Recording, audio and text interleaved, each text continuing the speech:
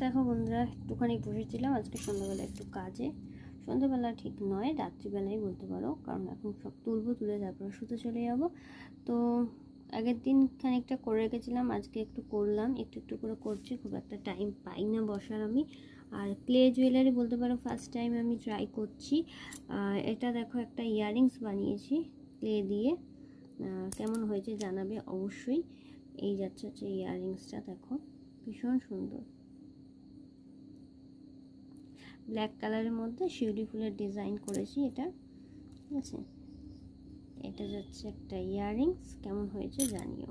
আর ভালো লাগলে কিন্তু বুকিং করতে পারো তোমরা, দামটা আমি তোমাদেরকে পার্সোনালি বলে দেবো। এটা শিউলি ফুলের ডিজাইন ফার্স্ট টাইম ট্রাই করলাম, এটাও কেমন হয়েছে অবশ্যই জানিও। শিউলি ফুলটা আমি ঠিকঠাক করতে পেরেছি কিনা, যদিও আরও অনেক বেটার করতে হবে, আস্তে আস্তে হয়ে যাবে, কোনো চাপ নেই।